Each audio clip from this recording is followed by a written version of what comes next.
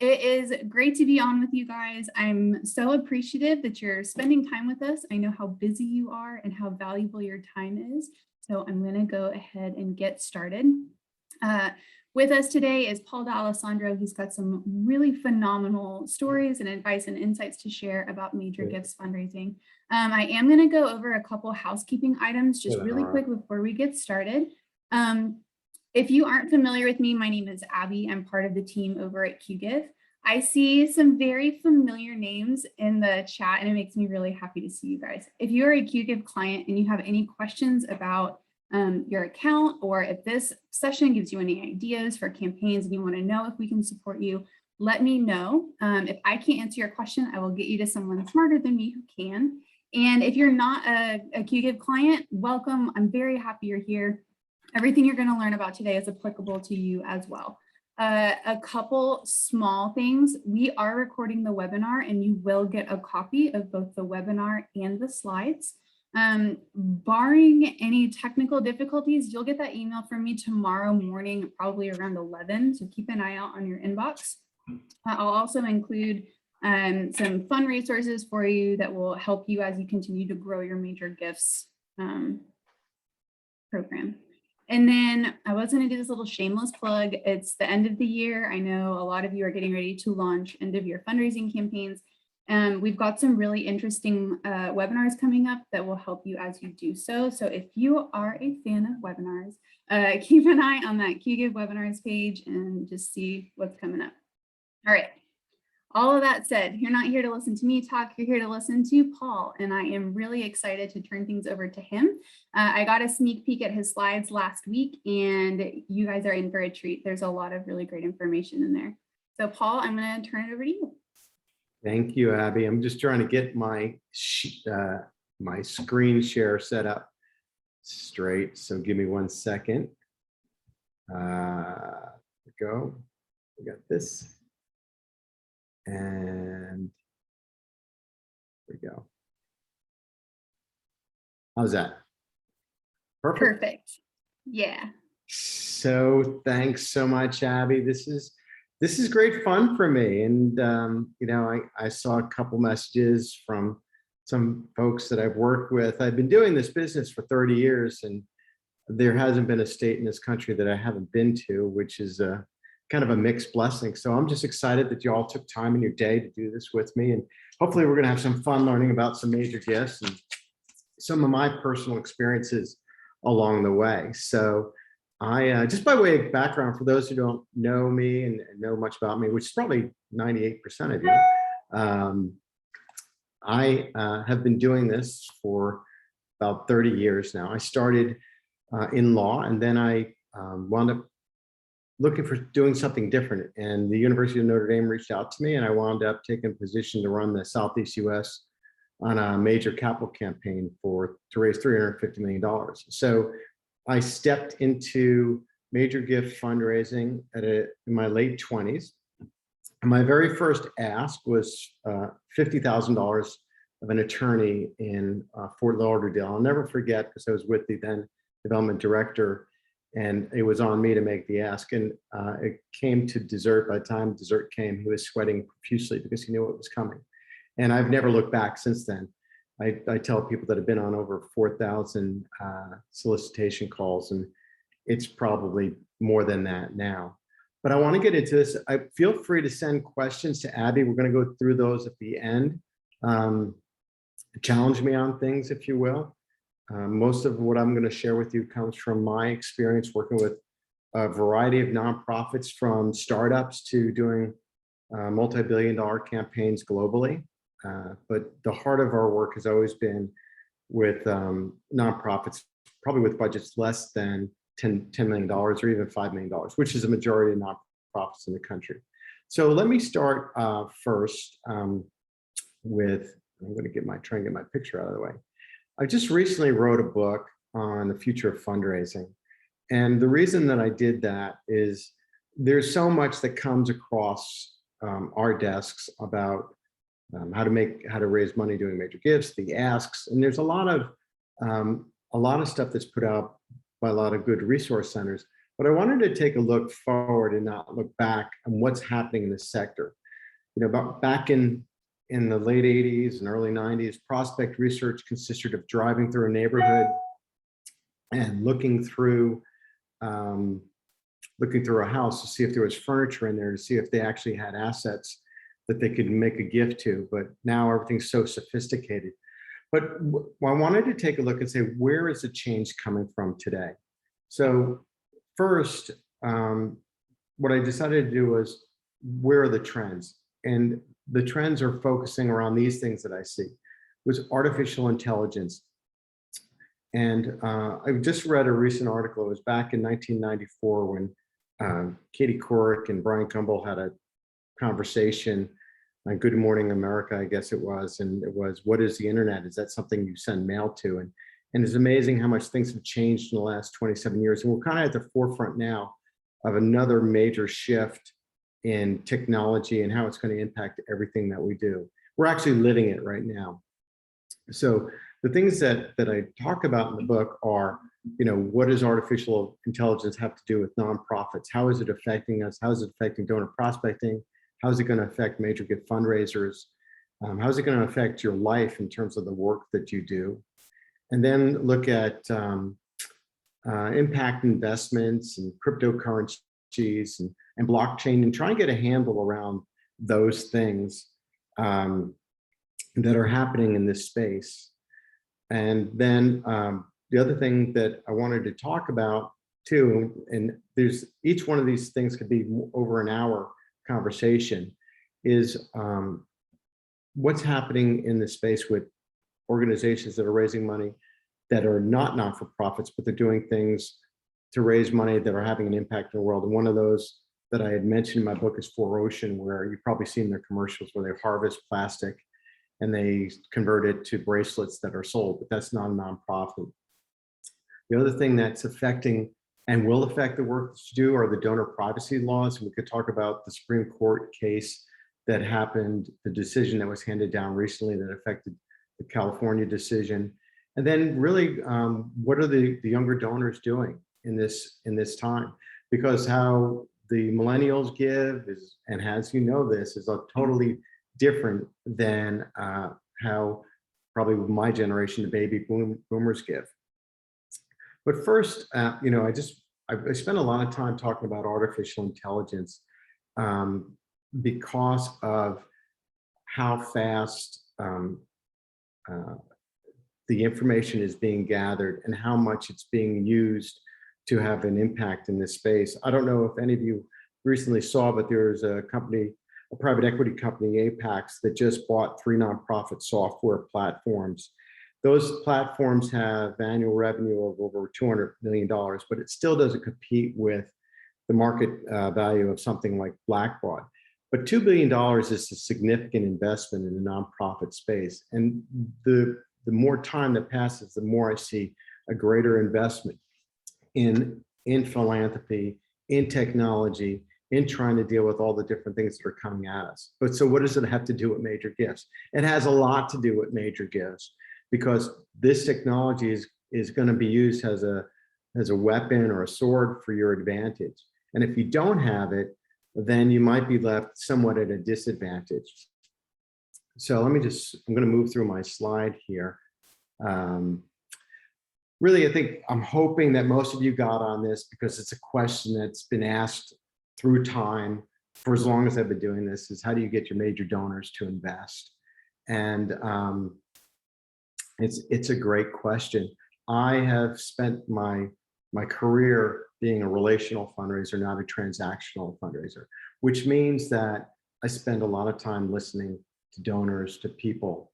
And even though we have all the technology in the world in front of us, you're still going to have face-to-face meetings with individuals, get to know them, build relationships. The technology, though, is going to allow you to better pinpoint the people that you're going to meet with. So I've learned that it's best to, and you've probably heard this, to listen to the donors. And I have a saying, there's many that I have, but that is that donors underwrite what they help write. In other words, you may have some great ideas about what your organization needs, but unless you get out in front of donors, present those ideas and get input from them, you're never really going to know if they're going to fund it. If you simply present what you want, then you might necessarily get the funding you need, but you have to have that knowledge from the people who want to support you, what they want to invest in. In a number of capital campaigns that we've done, we typically have unfunded priorities. Those are things that have been identified, but donors don't want to give to. And then there's always surprises that are given in there. But that, that I'm talking about specifically around capital campaigns. And I have some feelings about capital campaigns because some institutions roll from campaign to campaign. But at the end of the day, it's really a lot about major gift fundraising, because major gifts make up, in most cases, 90% of the gifts that are given to from individual donors. Now, again, there's so much to talk about in this space. When you do your strategic development plans, you have to have diversified revenue streams.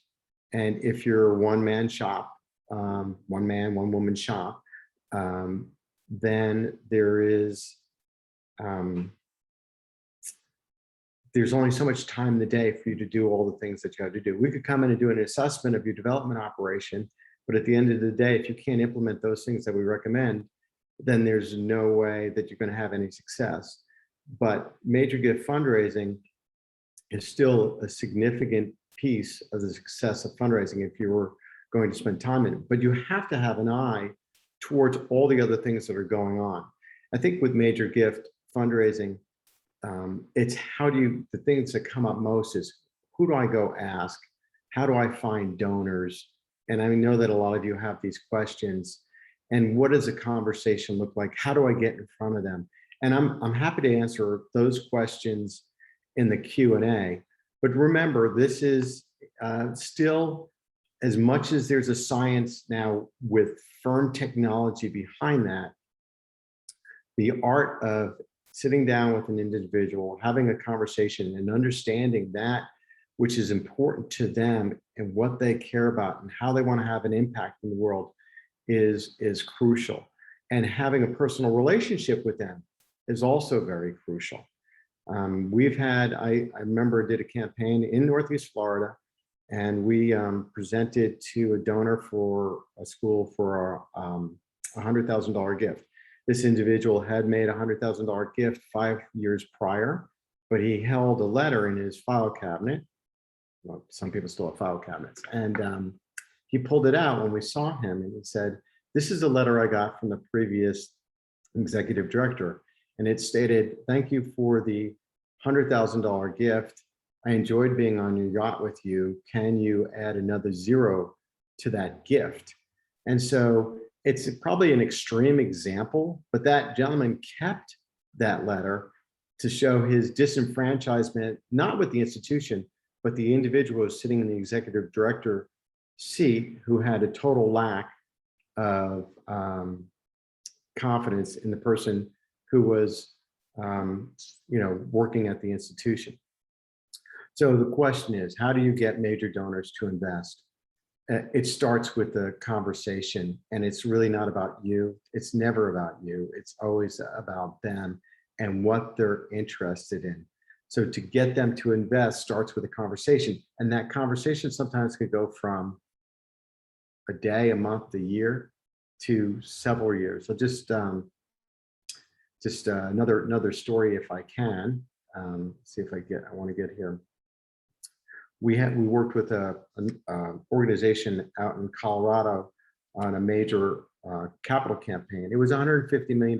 Now, when I talk about these big campaigns, please understand it's all about scale, whether it's $15 million, $1.5 million, or $150,000. It's all relative in terms of scope of what is my major gift, what is the lead gift.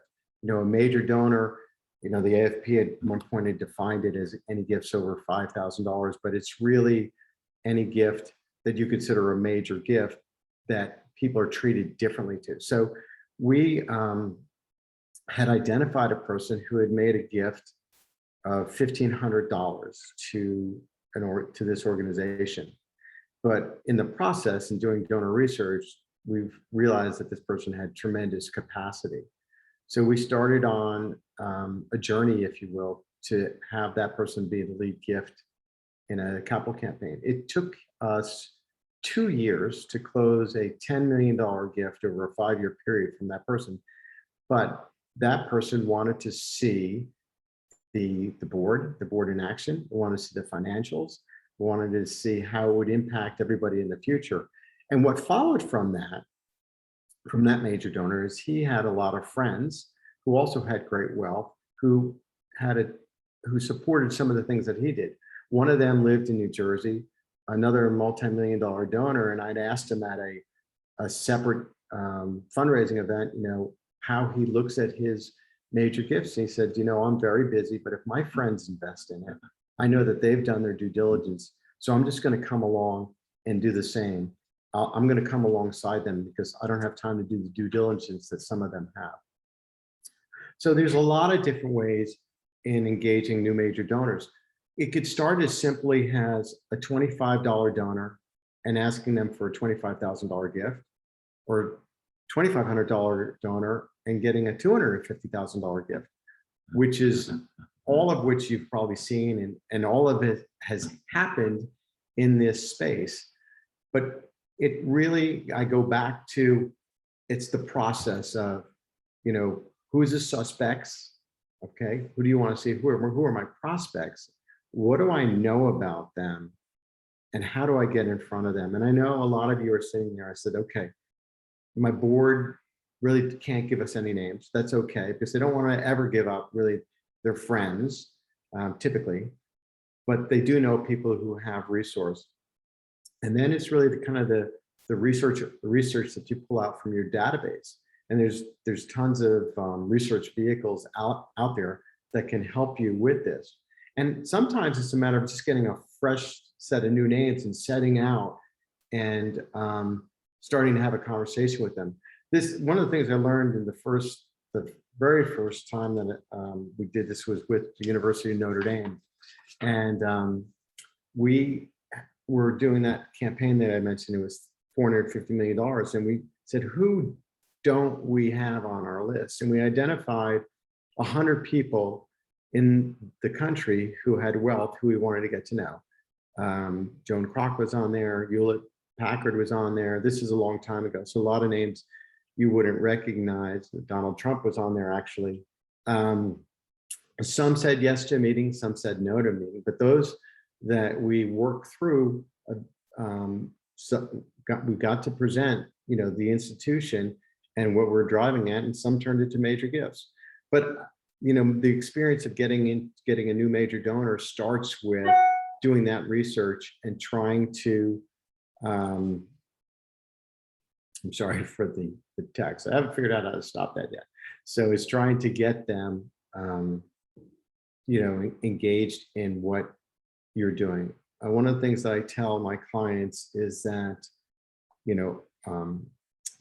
engagement gets ownership and ownership gets investment.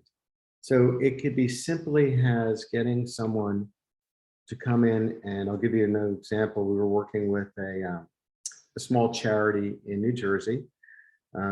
It's really a more ministry, and there was an airline pilot who volunteered. The executive director made a presentation at the church. So we're looking for some people who are going to help us paint some rooms in this facility. So he had some free times and he showed up, and he wound up painting the room, getting to know the organization, led to being involved in the board, and at the end of his lifetime had given over $500,000 to that charity. And it really started with something simple as painting a room. So there are many different ways to get donors engaged. We've done a lot of work with Habitat for Humanity and their affiliates. I mean, they do a great job of getting people to come out to a work site and build homes, and translating those people into donors. And I'm going to try and watch my time too. So, okay. So next is, how do you build donor relationships? There's always seems to be, not always, so forgive me. Sometimes the question I get is, how do I get to a donor? I want to ask them for some money. I got a call recently. Somebody put me in touch with somebody else, and they called me, and he was driving in his car in Dallas, and he said, you know, I heard you're a fundraiser, and I'm looking to raise some money for my charity here in Dallas. Can you give me some names of some wealthy people in Dallas? And I said, I can, but I'm not going to. I had to point him in the direction. But you know, it's not really a simple thing as we need money. Let's go ask wealthy people for money and ask them for a gift. I'm always going to go back to donor relationships, and I emphasize relationships because I've made some tremendous friendships with people across the country. And part of my challenge as a fundraiser is, and even in the early days when we did work with Jesuit institutions, we would stay with the Jesuits, and I would tell the organization, they're either going to become my best friend or your best friend, and I'm only here for a short while. So, you know, really work on those relationships. I also had another incident at Notre Dame where a few years back, somebody introduced me as a fundraiser, which isn't always necessarily a great way to be introduced. He said, oh, you're looking to be my friend. And I said, well, no, not really, because the university has all your family's money. To which he smiled. So a lot of the donors really understand this, sometimes better than those of you sitting in that seat.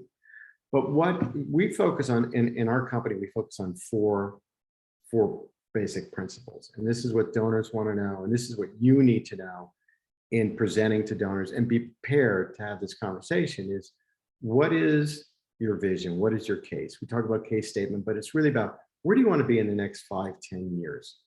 And how are you planning on getting there? And then the second thing is, what is your leadership doing? You know, how are they involved? What's the transparency of the organization? How much money are you spending on different things? Now, I'm not saying that you present these things as a PowerPoint presentation. What I'm saying is that you need to have all this information, because when you go in to meet with a donor, you need to be able to answer the questions. And sometimes they're very aggressive in their questions. So there needs to be transparency and clarity about what you're doing, where you're going. And then you need to say, this is what our impact is. And to have even a greater impact, this is how much it's going to cost. Because sometimes you're going to get asked the question, is what are you looking for? Or how much money do you need from me? And then also, you know, I like to see a smorgasbord, if you will, of opportunities. If you go in and you say, we just need money to fund our building, you know, you might get a donor who says, well, we don't fund construction, we don't fund capital.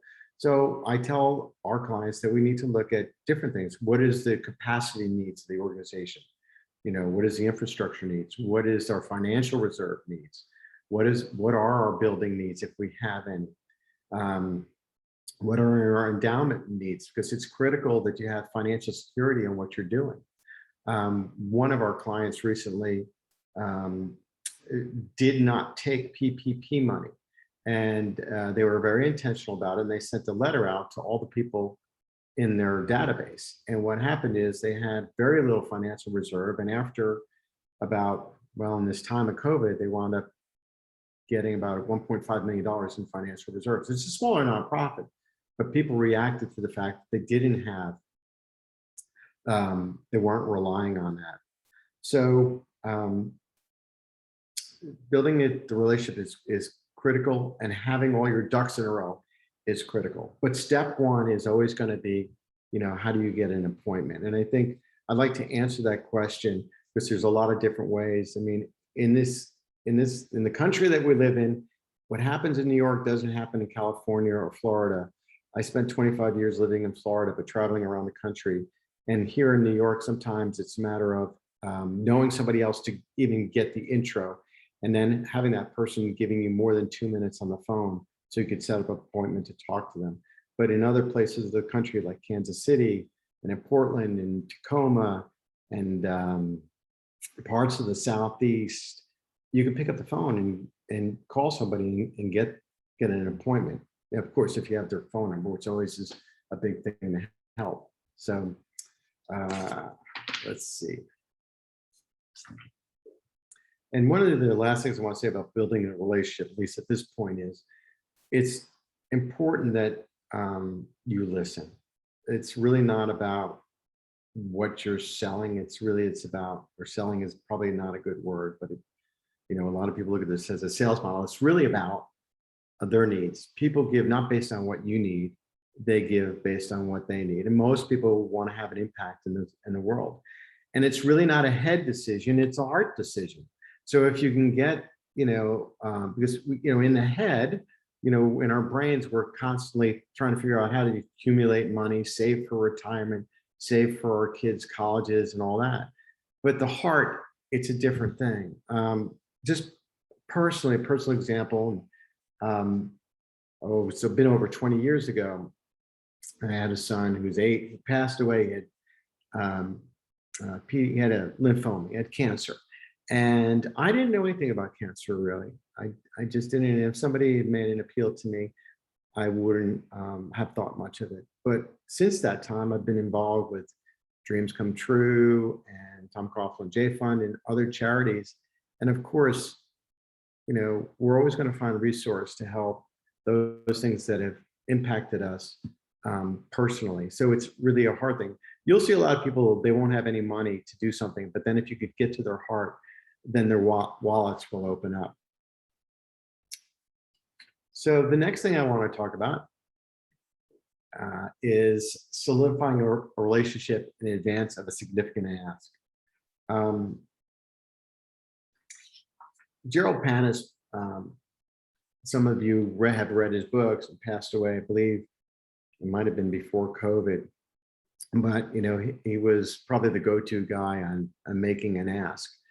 And he always used to say, when you make an ask, you want to ask the right questions so that their heads are saying, do you believe in this mission? Yes, I believe in this. Is great. You guys are doing a great job. Or do you like the people who are working here and helping? Yes. Is if you get their head nodding yes for all those things, when you ask them for the gift, it's going to be hard for them to shift from a yes to a no. And so then it's a matter of, is it the timing of the gift or is it the amount of the gift? But you cannot really just go to somebody, hi, I'm with this organization. And I think most of you know this, but it's really not a matter of just going to an organization and going to the individual, say, I'm here with this organization and I'd like you to make a major gift to what we're doing. It's really solidifying that relationship with the major donor, making sure that they're in alignment with what you're doing and that they have the capacity to give the amount of money that you're asking for. I never go into a call, and I do go on calls with my clients, unprepared for the question of how much money are you looking for me to give, nor do I go into a call not knowing what their capacity to give is. Back in the early 90s, which dates me a bit, we'd say, we'd ask somebody for a gift and then we would say, well, we don't have a crystal ball on how much you can give. Well, now we really have far more than a crystal ball on how people can give, because we could pinpoint it almost exactly. Some of our donors have asked me to run the prospect research on them to see what the capacity is, and they'll say, oh, good, then you really don't know how much money I have, because they put things in trust and different names. But that relationship that you have with the donor is penultimate in making an ask, and who makes the ask is very important. We spend a lot of time with our clients on who's going to go on the call. I always say 2 people to go on a call, especially on a major gift, 1 to speak and the other to listen. The other issue that I have is sometimes people say, don't worry, I know that person, I'm going to go on a call, but I have no idea how that ask went, if a gift was asked for and whether it was a significant amount or not. And so it's important that you really build that relationship with the person and know as much as you can and feel comfortable with them and them being comfortable with you. You could send the wrong person to the right person for a gift and walk away with nothing, but sending the right person to the same to another donor prospect can turn into a very significant gift. So this next slide I have is really how small nonprofits could leverage major gifts. And so the first thing I have is realize the cost per dollar is less to secure a major gift with other efforts. We've put major gift programs in other institutions, and in one case, I had a client say to me that we're going to disband the major gift program because we're going to put more money into direct TV, which was 30 cents on a dollar, and a known return on investment. Then what we averaged probably was about 10% or less. But you need to know how much it costs to raise money. We've gone into it, done assessments on development operations, and we've made recommendations, unfortunately, to close a development operation because the same amount of money would come in regardless if they had staff or not. I know some of you don't want to hear that, but metrics is really important. So you just realize what the cost is, what the return in is investment on raising a major gift. Everything is measured in terms of a percent. And we could have a conversation about performance-based compensation, incentive comp, and I'm happy to have that here or online, but no matter what you do, everything is measured. And then number two is get involved in the community. Some people just kind of sit in their office and hope that things will come to them, but you'll see that there's a lot of people who work in your spots who get involved in different community things. The chamber, for instance, some chambers just have a higher level of participation. But and one of the things that I recently saw is and this is a little divergent, but we were talking to an artificial intelligence company, Boodle AI, and we were discussing geofencing. And now you can go to an event and they can geofence. I don't know if it's, I think it's Boodle. They can geofence the people in the event, and then they could then identify by phone, the phone numbers and the people in attendance. That's one way of developing a list and getting new names. Typically we ask our clients to go through, who's given in the past, who knows who, but that list becomes pretty short after a time. So you have to look at new ways to get names on the list. And the other thing too is asking who your major donors are, if you have them, who they know. I've asked many boards, how many of you like asking for gifts? Very few people raise their hands. And so, but if we ask them if they know people in the community that they think should be supporting the organization, then we get more names put on the list. But then you have to do your research on who those people are and how to get in front of them. And that takes time, and it means being out in the community, having conversations with people of who knows who. Having traveled around this country, you can go into most communities and learn very quickly who the major donors are and what they support, whether it's in the arts or whether it's in human services or which is academia. Northeast Florida was home. I think I met, in my 20 years living there, probably met most of the major donors in that area. And we really had a good sense of who gave to what. They knew me too. Sometimes they would say, "Oh, Paul, what are you looking for this time?" And then the other thing, a way to leverage major gifts, is you're really going to have to invest in technology. And I know there's always a cost. There's a cost to consultants, but there's a cost to prospect research. I mean, we do some work with iWave, for instance. I think it's $3,600 a year to do donor research. It's really important, especially with the changes that are going on, to invest in those tools that are going to give you a leg up. If you look at it, major institutions have all the tools that they need, they're investing in it, and you're at a disadvantage because you don't have it. And you can't, I hate to use this, nickel and dime your budget for things that are as important as technology and helping you identify who the best people are. For instance, in Boodle AI, I think there's 500 demographic, behavioral, and attributes belonging to 220 million Americans that they have in their database.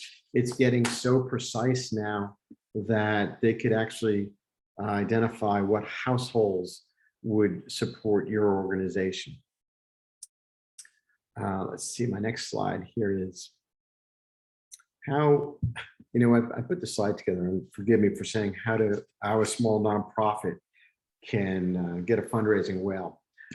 Don't think because you're small that you can't get a major gift, and a significant major gift. You just have to have a plan and work towards it. We worked with a small nonprofit in New Jersey, had a budget a few years ago of $500,000, and they really wanted to develop some major gift. So their budget now is $1.2 million. We spent 2 years with them.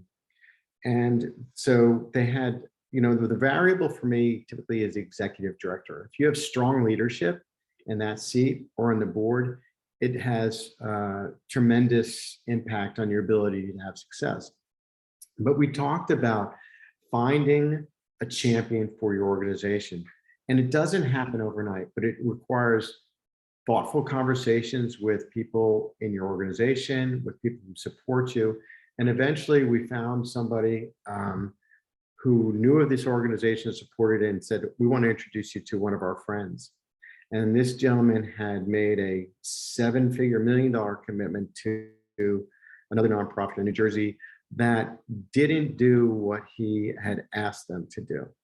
And because they did not, he withdrew, I think it was a matching gift. He withdrew that gift, and he was now dispersing or deploying that amongst other charities. So he started having conversations. So after it took about 5 or 6 meetings. I went with the executive director and I prepared her for what this major donor would ask. I think going on a lot of calls, and you'll find this, I would like to see all I'd go out and fail your way to success, because I've made a lot of mistakes on some calls, but I've learned from my mistakes. And the only way you're going to learn from this is going out and having conversations. And you're going to make some mistakes, but you need to know what those mistakes are, because the donors aren't going to tell you. So I prepared her, and we sat down, and I said, he's going to ask you how much money you need and what are you going to use that money for. And in the conversation, we sat in the man's living room, and he asked both those questions. Now, I don't have like cards to predict what people say, but having gone on so many calls, we get this a lot. And he asked her, and she told him that she needed $50,000 for marketing. He opened up his pad and pulled out a check for $50,000. And now he's become a high 6-figure donor to this organization. But it could also be something small too. We worked with a homeless shelter, and they had a $50,000 budget. And I remember meeting the executive director. He was worried about paying the electric bill. So we had to be creative. And so major gifts could be from individuals, or it could come from a group of individuals. So what we did is we put a package to sell the beds that are in this shelter for $10,000 a pop, or $25,000 a pop. So we had 10 donors who got together to put $25,000 together. And that way it gave the donors kind of an ownership of a bed where somebody could be in. Now, it was a faith-based organization, so there was a lot of prayers involved in the people that would come into the shelter. So there's really no rules in this about getting a fundraising whale, if you will, other than being thoughtful and creative and persistent and being positive. If you have to believe that you can do it. Let's see, where am I on my time? So obstacles are a path to success to yes. So again, I'll tell you a quick story. We say in this business, and you guys have always heard it, I hope you've heard it before, is every no is one step closer to a yes. But it's also true that no means no, not now. And but you have to clarify where the donor is. I've seen many donors who have said no to a nonprofit who've done a project that said, somebody came and asked me for money 2 years ago, but I never saw them after that. But I'm in a different position to give a gift. So don't give up on your donors. I keep referring to Notre Dame because I was very fortunate in the major gift space because I had a team of people with a lot of experience who taught me a lot. And I remember I asked a donor for a gift, and he looked at me. I'll tell you 2 quick stories. He looked at me, took his ring off, his class ring, and threw it at me and said, "Here, take this back to the university." Well, what I didn't know is 2 days prior, his son had gotten rejected to be admitted to the University of Notre Dame. And he was mad. And it took about 2 years of conversation, but eventually he made a $500,000 gift to the university because he still loved the university. And we tell our academic institutions that there's more than one right school for a kid. I never argue with the donors. I listen very intently, and you also have to be careful of who you want in to your pool of donors. There are so many stories of donors who have made big gifts and charities who have given them back. I remember somebody in Florida won $1 million in the lottery, and he wanted to give the gift to Salvation Army. Salvation Army said they weren't going to take that gift because it was a gambling thing. So, don't look at the obstacles as, this is the way it's always going to be. There's a way to get to a yes, but, don't waste your time either on donors. So I know I want to leave about 15 minutes for questions. I have this slide here on donor objection role play. And really, when a donor says no, you really got to clarify, are they saying no to the timing of the gift, that this isn't a good time of the gift, or are they saying no to the size of the gift? And for example, whether you're asking for a $5,000 gift, a $10,000 gift, or $25,000 gift, it's really how you ask for the gift. So if you ask for a 25, so let's say we are having a conversation and we've identified this person has potential making, let's say it's a $10,000 gift. So we'll ask for a $10,000 gift right out. And I typically put the number out in front. Now, in the faith-based world with Catholics and Christians, there's a little bit of discussion about that. But if the donor says, wow, that's a lot of money, say, well, can you do it over time? So now I've qualified that 10,000 is a lot. Perhaps they do it over 3 years. Now, if they say yes to the $10,000 gift, then I will say, well, then can you do that each year for the next 3 years? Because getting continual gifts serves you very, very well. The other thing, I think I want to skip through this as far as objectives. I want to get to questions on this as far as donors saying no to you. I mean, you will get some no's that are just flat out no's, and I'll just tell one of the stories. Tom Sudis, who worked with me, and some of you guys know the Sudis group, told a story about how he went on a call to one of the guys who manufactured the Chuck E. Cheese, whatever they are.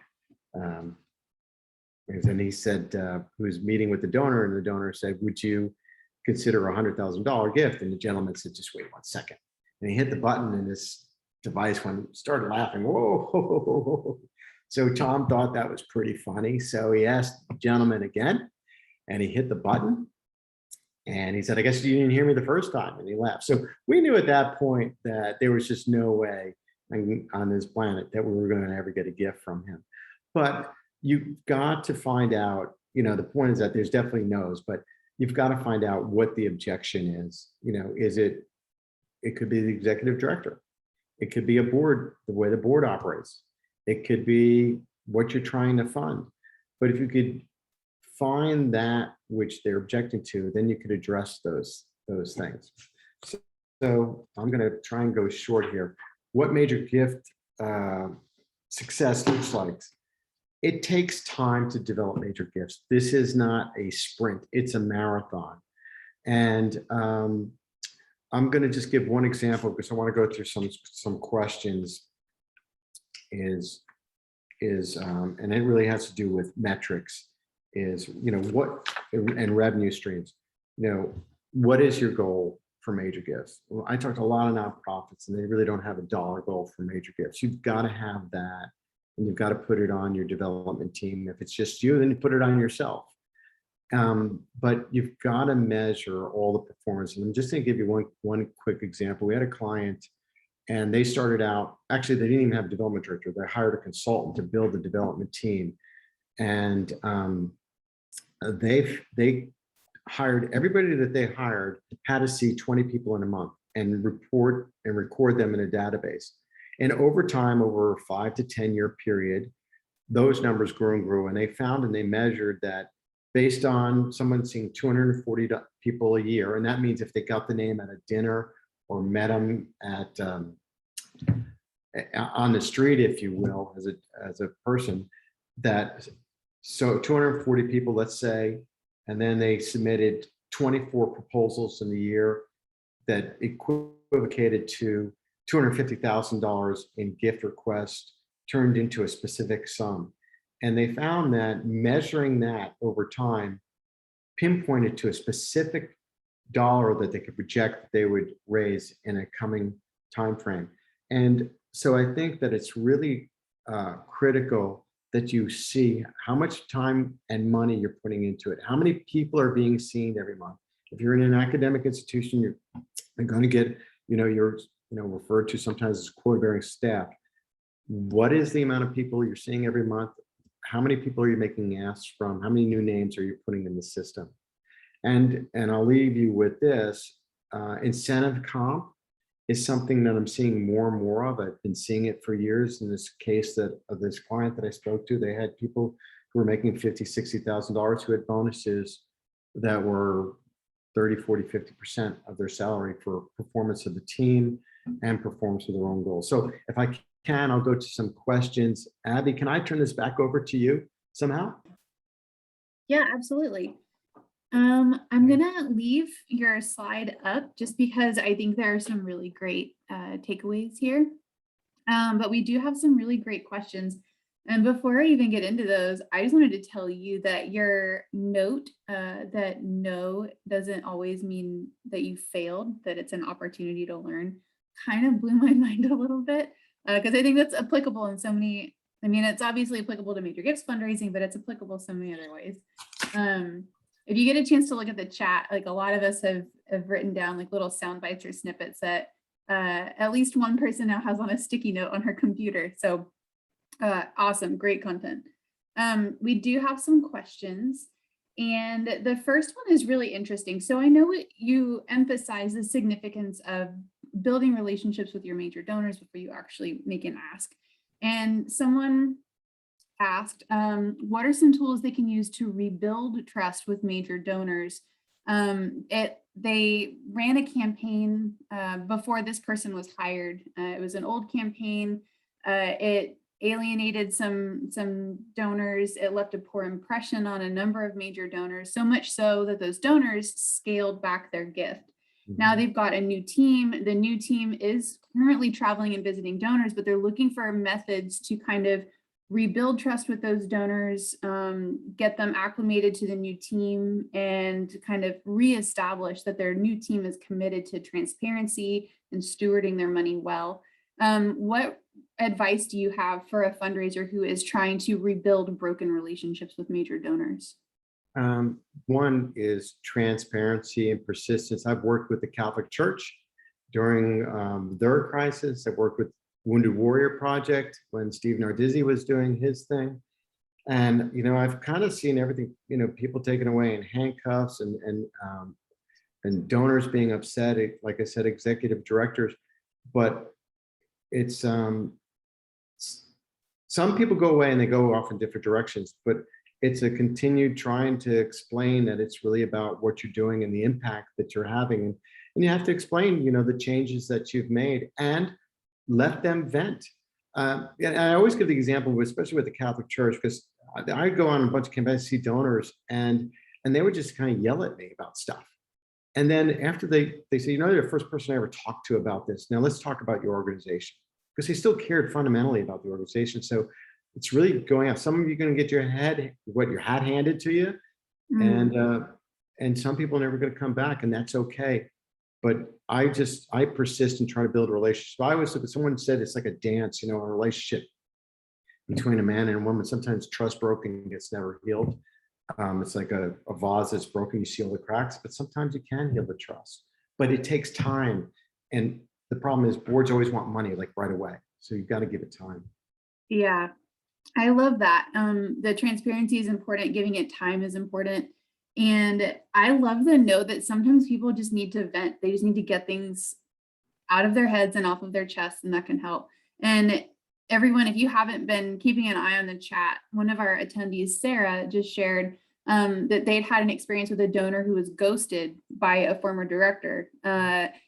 The team went back to them later, and that donor, she said they were very open to giving feedback, very open to having conversations about the restructure and what things were going to be like. It sounds like that donor just needed to vent too. That's a great point that I never really would have thought of. I love that. We have a couple of questions from Sandy, who has questions about some of the tech that you advise. So you mentioned iWave. Sandy wanted to know if you've had any experiences with other wealth management or with wealth screening platforms like Donor Search or some of the other ones out there. Do you have any that you like or recommend? Well, yeah, I mean, I like iWave. I mean, look, Donor Search will run, you'll see consultants say, hey, we'll run 10,000 names for free, but I think if you call Donor Search, they'll run it for free anyway. But, Blackbaud has their own wealth management, but they all use different, I can't think of the word right now, ways to interpret the data, but I really like, iWave, and Boodle AI is another one. They do things a little differently, and it's not, I mean, if you go on the Boodle AI site, there's some interesting ways to capture information that you can interpret. The problem, the challenge with all the data is, and I had this conversation with Sean Olds at Boodle AI, is, they could give you the data, but you still got to do something with it. It's not all of a sudden going to manifest gifts. You then have to act on that data and try and put a strategy, because every donor requires a strategy. And I don't care whether you're trying to raise $300 million or $3 million or 300,000, you still have to have a, hey, what are we going to do? What are we going to ask them for? And who's going to be involved in the ask? That's a really good point. Now, just real quick, we have to keep in mind too, that donor advised funds are having effect in this space too. And it's adding another layer of people, if you will, that you have to go through. And then I didn't really talk about cryptocurrency and blockchain, but I just spoke to a nonprofit that's accepting crypto gifts too. So the industry is changing so fast with all these new technologies. It's kind of a trip to watch. As someone who works for a nonprofit technology company, it's been wild. I love that you mentioned that there are some free options with Donor Search and iWave, because one of our attendees, Jacqueline, asked, do you have any advice or about free tools for nonprofits that can't currently afford those prospecting tools? I know it's important to invest in tech, but sometimes convincing your board to do so is kind of difficult. Are there any other like free options that come to mind, or services that have kind of like a free trial or free up to a certain point? I think, for small nonprofits, a lot of these, there's a bunch of them, but I think with a lot of them, if you say, I'm interested in your product, can you run a sample? They'll run a sample and they'll present it to you, and then they're not going to give you everything under the hood, but at least you can have a conversation with your board. Say, let me just give you a quick example of what we came up with that I don't have access to in my database, because nobody ever put any information into my database. But there's things like RelSci, which just got bought out by somebody else. There's wealth quotient. There's so many. The problem for me is every time I turn around, there's another something of another. That's why I look at $2 billion. I'm looking at my notes. $2 billion spent on 3 companies is a big deal in this space. But it's not one-stop shopping, unfortunately, for us. There's a new organization called The Pond that just started, and he's trying to aggregate all the vendors in the space. but he hasn't gotten there yet to my understanding. One more question about platforms. I know that CRMs are important as you're managing and tracking conversations with your major donors, as you're tracking which staff members or board members or whoever else are interacting with those major donors on your behalf. Do you have a recommendation for a CRM?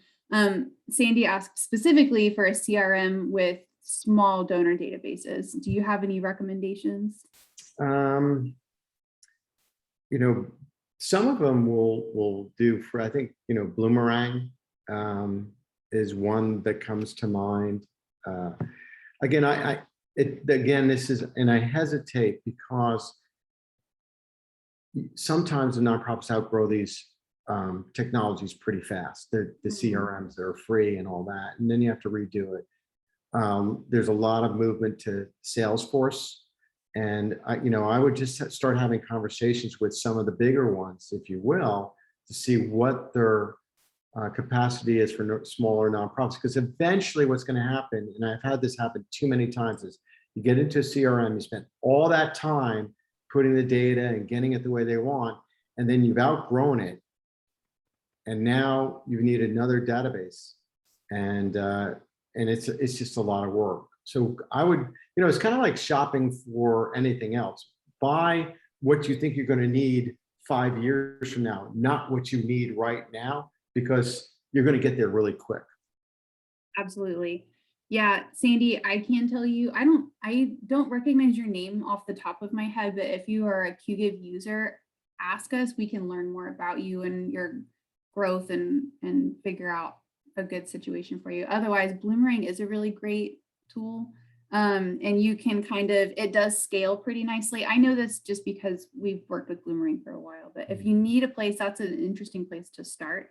But definitely plan for the future. There's a lot of growth coming your way, especially if you're doing good outreach, like it seems like you're planning on. And be careful, free is always what you get, so I'd rather have you pay for it. For sure. And if your board isn't willing to pay for something as simple and as important as a CRM, then there's another issue involved. I always say, when you say lack of money points to a problem somewhere else, it's not lack of money, it's a problem somewhere else. That's a good little quip. I like that. I'm very interested to hear your answer on this one. An attendee asked if you have ever encountered ageism while cultivating relationships with major donors, especially since you started raising money and asking for these major gifts when you were in your late 20s. Did you encounter any skepticism or pushback either from your leadership or from major donors because of your age? And if you did, how did you address that? So the answer is no. Sometimes I think it's even harder for me now.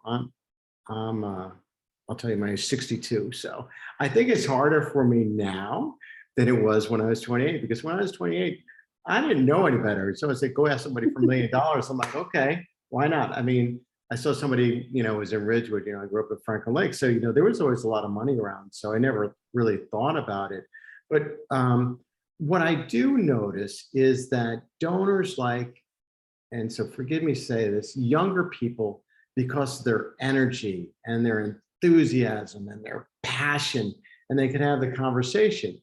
So that's why you see some of us, and you're like, okay, we're going to do planned gifts. We're going to talk to everybody who wants to make an estate gift. But I really, but if you're up on what's going on in this space, I was just with a 28-year-old who just put $3 million into a tech stock, and we were talking about how he made all his money. He said, no, I'm just investing in the culture, Netflix, Amazon. He said, if you put $1,000 in a bunch of them, you'd have $1 million in no time. And so I guess my point is, I don't make it an issue. I don't see it as an issue unless you make it an issue. And I'll say this. So I don't do a ton of fundraising, Kara, but I am a woman in my early 30s and have certainly encountered the skepticism. But the thing that has been helpful for me, and this is purely anecdotal, this is not like any amazing life advice. When we're asking people to support our causes, we're not necessarily, we're asking them to do something that they find fun and enjoyable. We're giving them the opportunity to make a difference. So if you do encounter someone who treats you poorly because you are too young, or they think you're naive or something, I mean, this sounds kind of harsh, but that's on them and not on you. They're missing an opportunity to do something wonderful. And that's not on you. Yeah, I started my company, I think I was 34 years old. I probably, for lack of a thought of doing anything else. When my first campaign was, someone had done a feasibility study for 5 million. We had raised 14 million. And I remember I went on so many calls with the president, and some of the older people would not even look at me. They'd look at the president, you know, who was a priest, but you know, which was fine. It really didn't bother me because it's never about me. It's never about the fundraiser. But I remember we got to 14 million, and one of the board members put his arm around me and said, "You know, Paul, when we hired, none of us really thought you could do it, but I know, right?" So he said, "None of you thought you could do it, but." He said, "But we're really glad, but you know, we thought that you'd have the best chance of success, but we never thought that you'd have that amount of success. You're really going to believe in yourself." And you know, I think age is just relative. I go running with a 34-year-old buddy of mine, and I beat him in a sprint yesterday, so I feel pretty good. And no, on crutches. Well, do you have time for another couple of questions? I know it's just after 3. Awesome. So I've got 2 questions that kind of go hand in hand. So someone asked if there are any specific like marketing assets or different collateral that they should have handy for their meetings with potential major donors. And do you have like a recommended guideline for how many touches or conversations you should have with a major donor before you make the ask? Yeah, so on the first part, the collaterals, I tell our clients, you need to have the necessary collaterals kind of ready in play, but you know, don't spend a lot of money on it. It could just be a simple page that has these 4 things on it. This is kind of our history, like a paragraph. This is what we're trying to accomplish. These are the lives that we're impacting. This is the impact that we're going to have, and this is how much it's cost we're trying to raise. You know, you can get bogged down in videos and printed material and all that, but I never go into a meeting anymore with anything more than a pad. And I used to take notes, and now donors would say to me, "Are you taking notes?" So now, you know, I do my notes afterwards. But if the conversation, I want to listen to what they're saying. So if they want something, I'll have it ready to send to them. But I don't sit down with the folder, here's this, here's that, because then they start going like this. They start looking ahead, and I've lost them. So that's just the way I've done it and the way I've had success.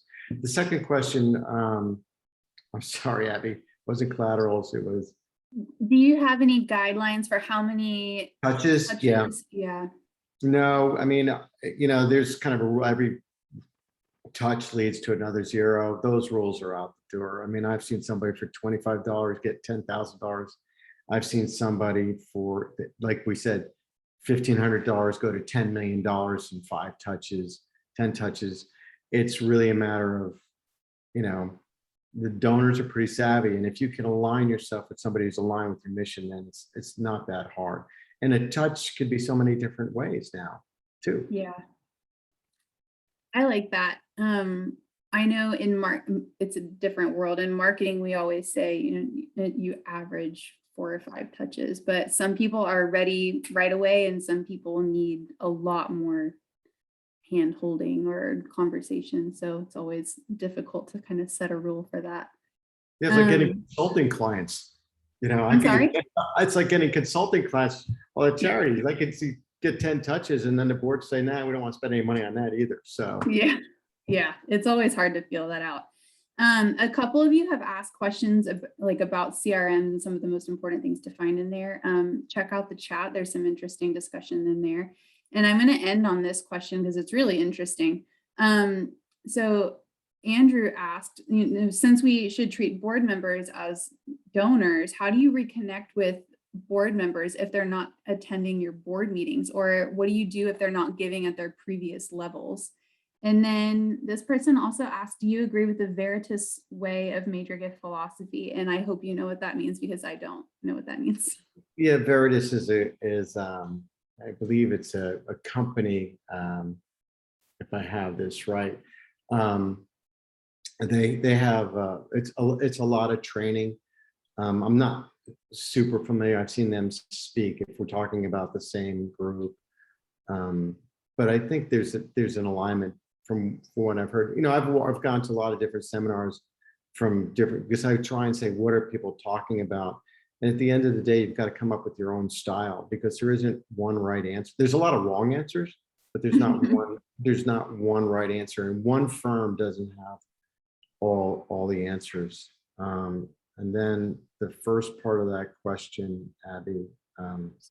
So if you have board members who are either not engaged at all, or if they've pulled back on their giving, how do you re-engage those board members and donors? You know, board members are always it's like, well, I start with, do you have a giving policy for board members? And I don't think, I stepped into this business not ever having a board ask anybody for any money, never did, what I do know is that I look at what the board donors ask me. Donors ask me, do you have 100% giving by the board? And if you don't, then that's a problem, because they say, well, they're not going to support, why should I invest in your organization? Some board members, I'm a practicing attorney. Some attorneys get on boards just so they could have it on their resume. You've got to just kind of weed it out. And boards are tricky. I had a executive director in tears the other day about her board because they're micromanaging her. Yeah, I know, it's like kind of hard. And of course, the micromanagers aren't really giving any real money, but they're giving input, and your job is at stake. So I think you put the ask out there. I like to see 10% of giving of any goal from the board. So you again set a goal out there and see if the board can achieve it with 100% participation. Don't get hung up on the money. But if you have somebody who could give $100,000 and they're giving $10, then they got to be off the board, because the other donors are looking at it. And then with and I'm looking at this. I just saw this about the Give Again on Veritas. Yeah, they have a lot of training and a lot of philosophy, but there's nothing like doing it. So I had a guy I worked for in Jacksonville, Florida. He said, Paul, I've read every book, I've been to every seminar. I don't know anything about fundraising. And so we did a campaign with him, and by the end of the year, he fired me. We kind of ended our contract because he learned how to have a conversation with people and make an ask. And then the give or get policies, I don't know. I mean, I think, again, there's a lot of old school stuff out there on what should and shouldn't be. I think some of us are going to have to carve our own path forward with this, because boards have fiduciary responsibility. There's a lot in which we didn't even talk about that's coming away in terms of technology, donor privacy, with the cryptocurrency, with blockchain, and the old way of doing things just aren't going to work. They're just not. Yeah, and I'll share this. So, Andrew, I just had a conversation with a fundraiser about what to do. A major donor had pulled back dramatically on the size of the gift that they gave the organization. And instead of, I don't believe this donor was a board member, so there is a little less wiggle room for conversations, but they really just said, thank you for your gift. This is what you're achieving. We noticed that you've pulled back on the amount you've donated. Can we do anything to solve that? And sometimes you never really know what's going on with your board members. Maybe they're facing some difficulties that we don't know about. But I also like this point. Some boards are made up by their elected positions. They're not added because of their involvement at times. That makes sense. But I know, like, I'm on a board. I don't have major gift capacity right now. I'm a young professional. I can't write you the checks that some of the more established board members can do. But hopefully, if you steward those donors and those board members now, if they can give you more in the future, they will. Also, I was just going to say, Andrew, I'm really sorry you're dealing with board members not showing up for board meetings. I know that's really frustrating. and it's a hard thing to overcome. Do you have any insight on how to address that, Paul? You I know, know it's again, not like a major gift question. well, no, but lawyer means you have board bylaws and all that. You've got to either get board members to change the bylaws to get people out. I have one client. He used to call them lunch eaters. They show up for lunch and that's it. But to get a quorum is hard. So you have a governing document that tells you how the board is to behave, and the board is behaving that way. You either get new board members or you change the bylaws, and that's one way.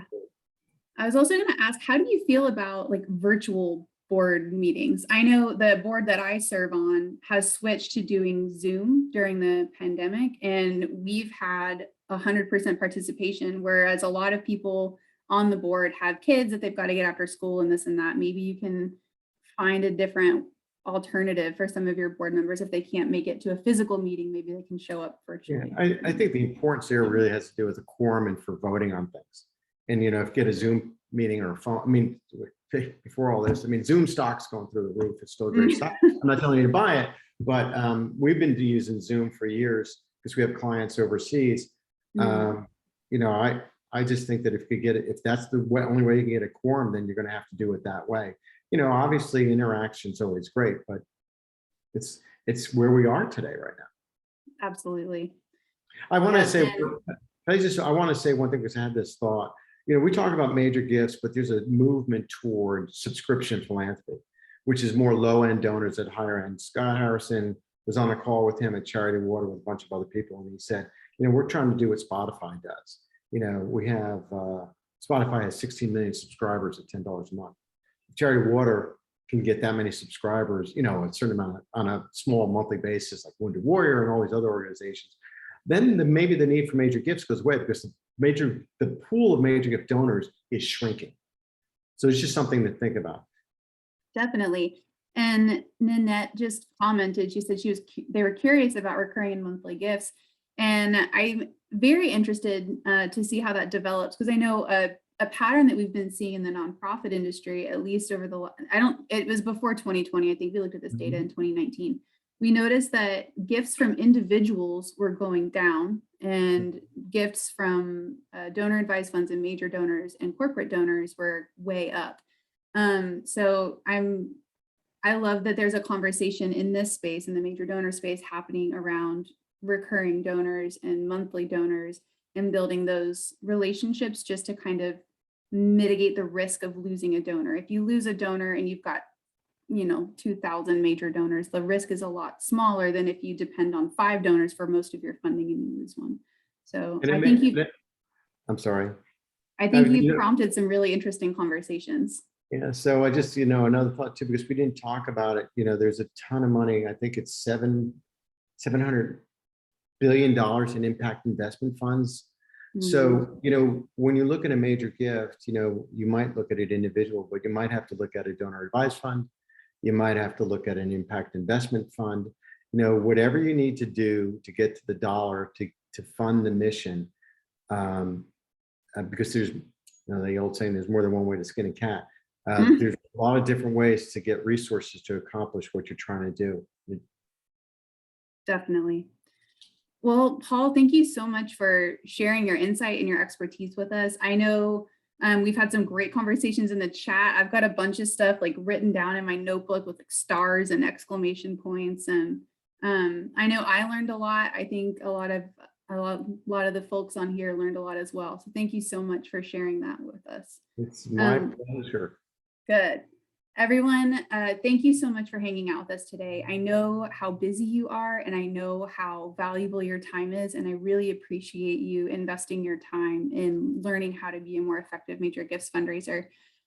Keep an eye on your inbox. If you registered for this with a specific email address, that is where the follow-up email will go. You'll get a recording of the session. You'll get a copy of the slides. I'll send you some information about CRMs, and so many of you had questions about those. I'll send you some other major gifts fundraising resources that we have. And if you guys are interested, I'll send you all a resource or two around building a monthly gift program. So keep an eye out. And other than that, have a fantastic Wednesday. I hope you all have a great rest of the week. Bye, everyone. Bye. Thank you.